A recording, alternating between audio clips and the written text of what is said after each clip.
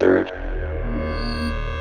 phase of moon. All right, everybody, welcome back. Blake Cousins, Third Phase of Moon, and we are live right now, and there's some technical difficulties, but we're broadcasting. Thank you, everybody, for joining us from around the world. Wow, we just opened up the flash chat and shared Ed's video. Ed is back from In Focus UFOs with something quite strange, I would say, in the woods.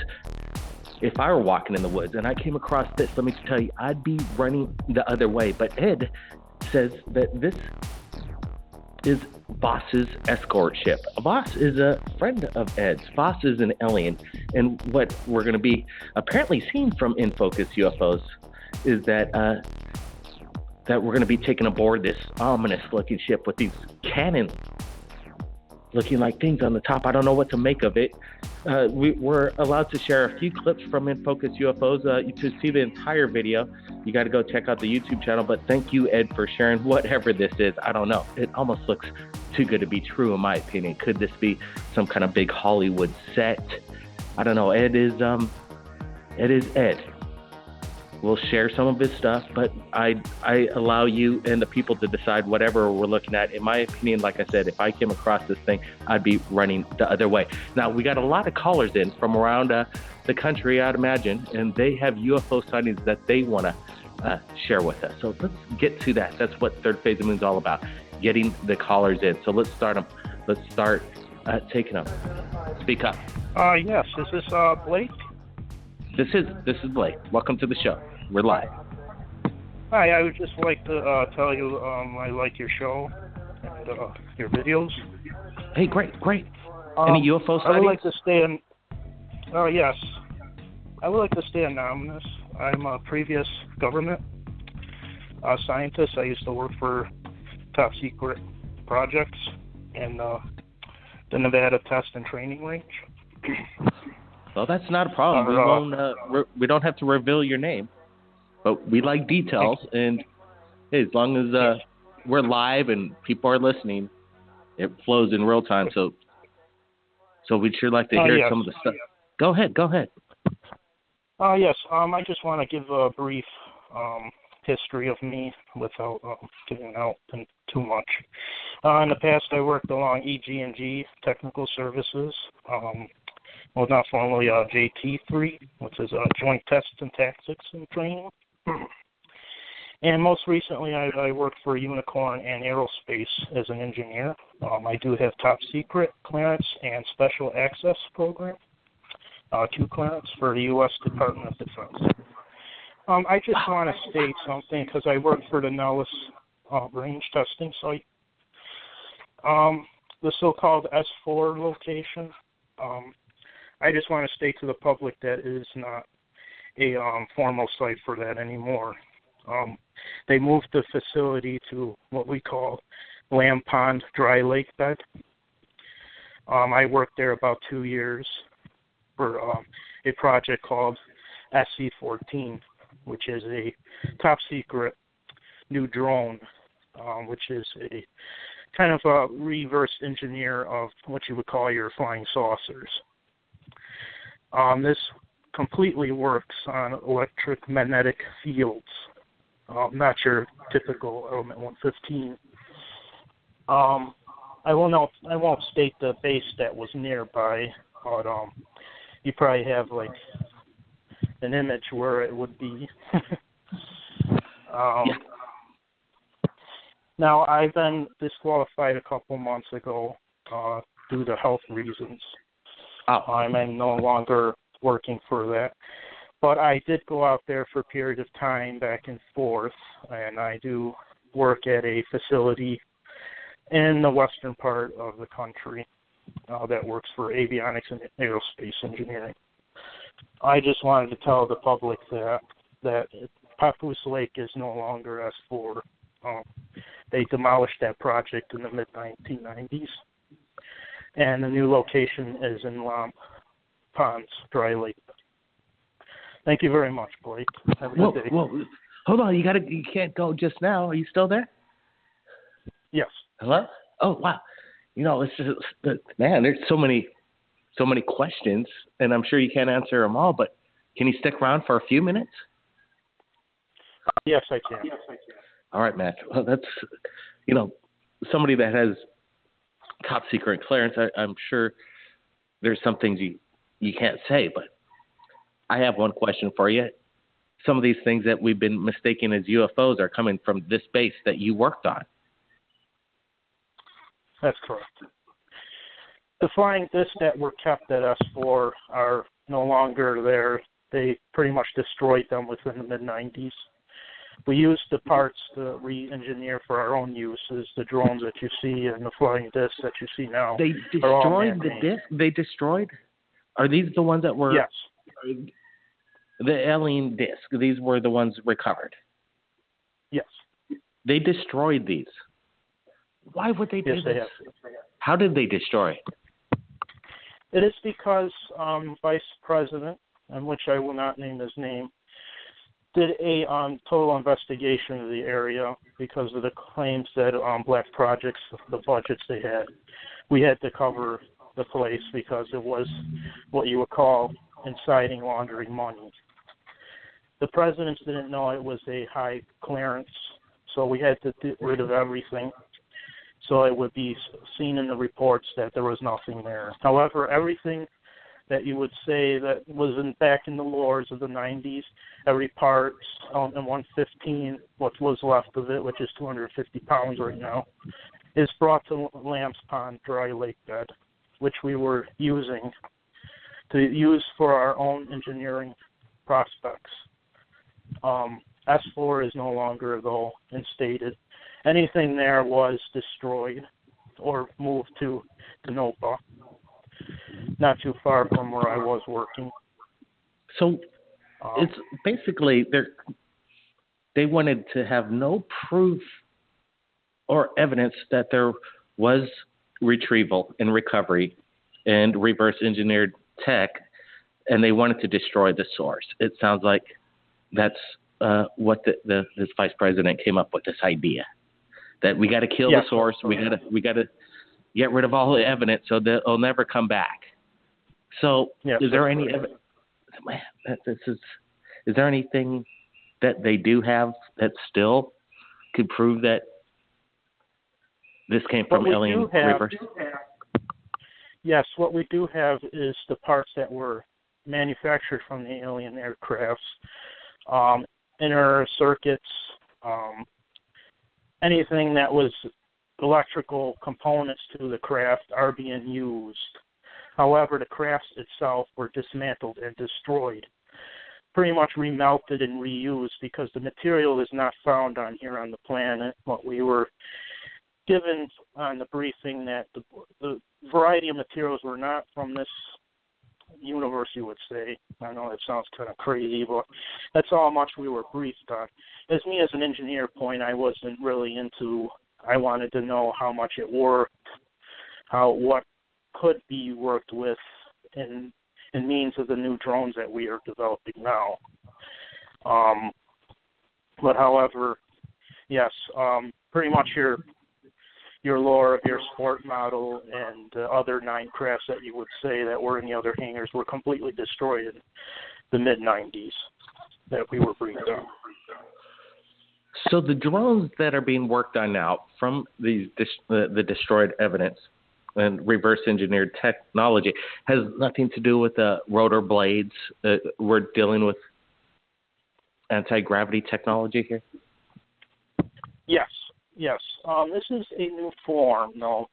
Instead of using element 115, which we all know is uranium, which is high radiation, we use electromagnetic pulsion systems, which it works with the fields. It causes a distortion in our gravity, and it works against the gravity of the Earth, which produces. This device carries levitation. It generates electricity of its own. This causes an energy, which is light, which is pointed to a gyroscope. I don't know if you ever heard of that, which kind of works in a way. It produces electric static.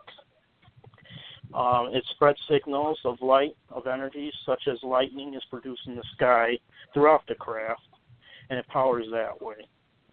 Element 115 is no longer in use because of the high amount of radiation. This is what causes, in our briefing that they were telling us, that's why the aliens that were captured and held at S4 had difficulty living on this planet because of the high radiation that they had to cope with on their planet and the craft that they had to develop. Now, what our understanding was from the previous crafts, and that's why we had them destroyed, because they were so far beyond what we could replicate here on Earth that we would have to gather materials from their planet, which you probably already know. It's very difficult to work with these beings, as you probably know from other stories that other guys were whistleblowing. Well, explain why is it difficult? Why would it be difficult? So you're privy to some of your being on the site there. You have other people that work there as well. So you have friends that worked at the base that were telling you intel as well, or were you directly involved with some of the reasoning why they didn't want to be so cooperative?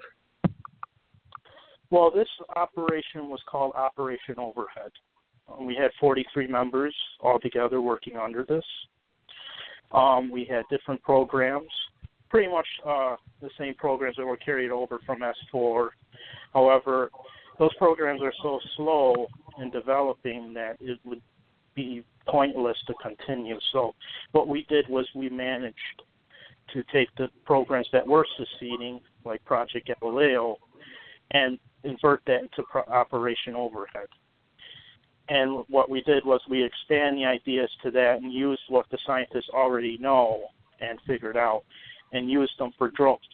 And experimental aircraft that we were testing for weapons as well. But like I would call these DCs, down crafts that we were using back in the early 90s, we pretty much just took them all apart and used whatever parts we can to use them into the new technology we have now, because, like I said before, that these objects were pointless in being used because there's no elements that match up with it on Earth. So we pretty much had them destroyed.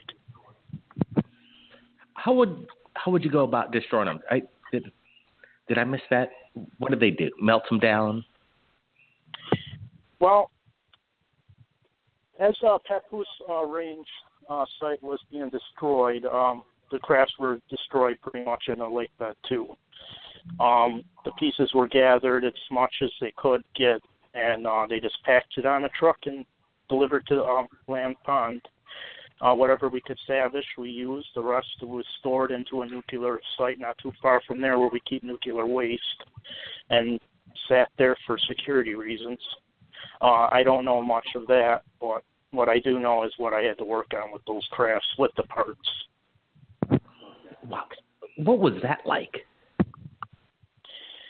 Well, it was very intimidating.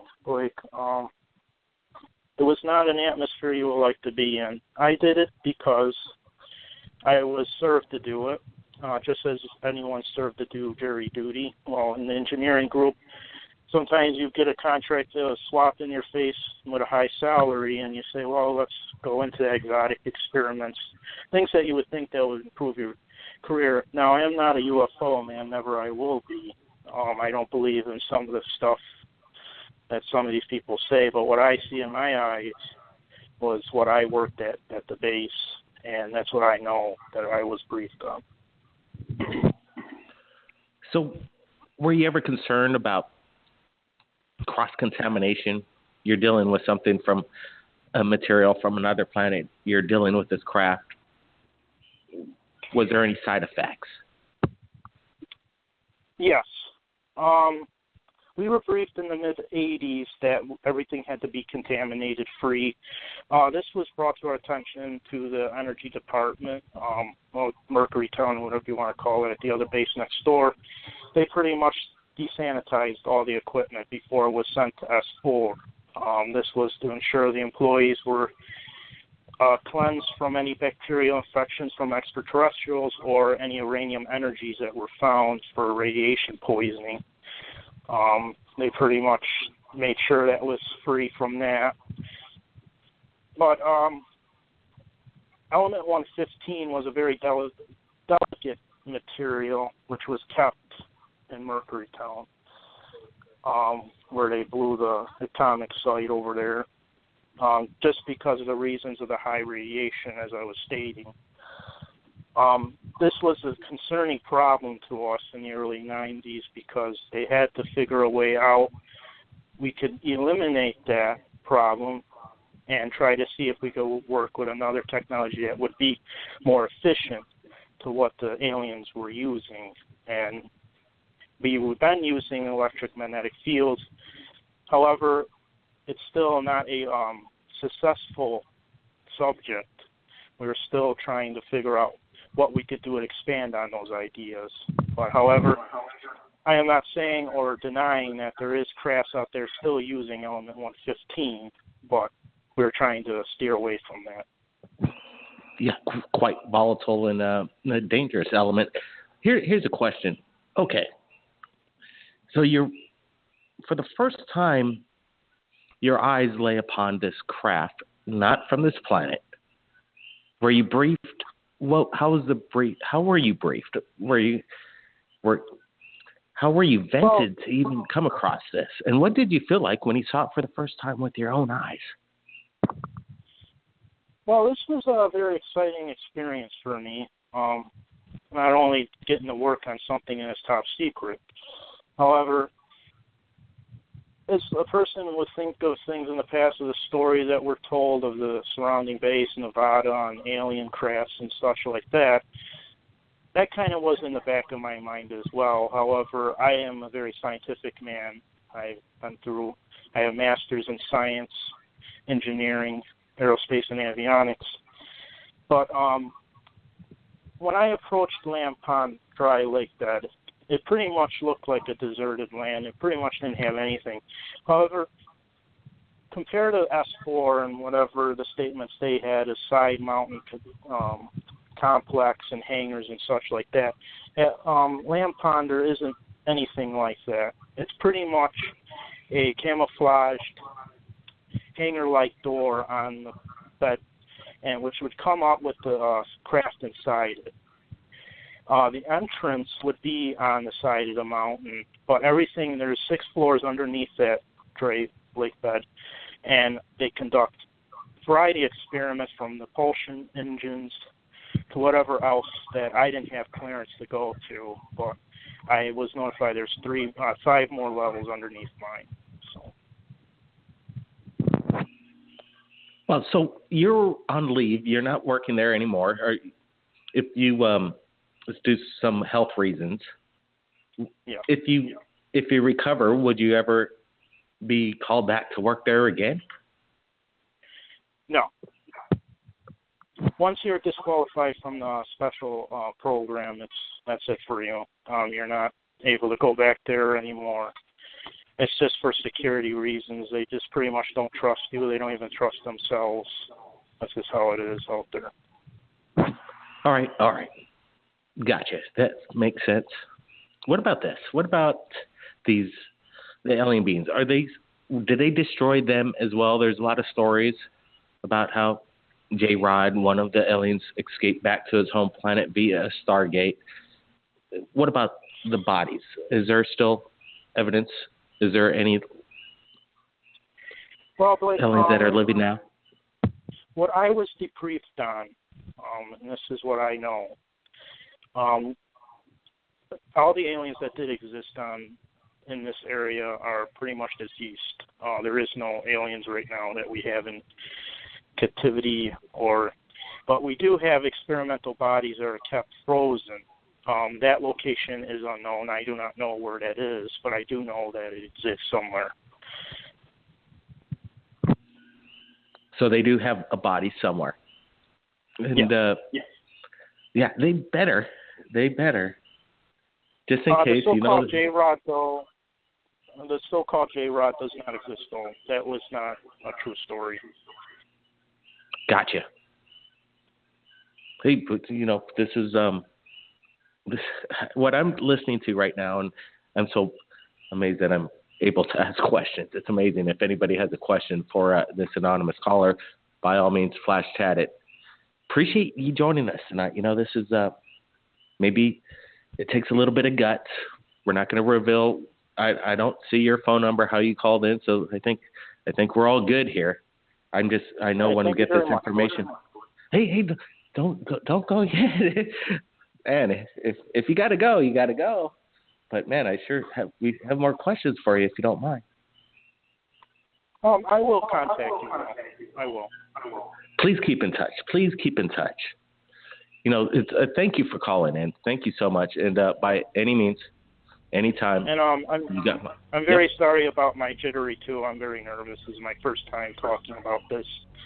Like I said, I really don't want to disclose anything. I'm calling from an unknown location. I'm making sure of that.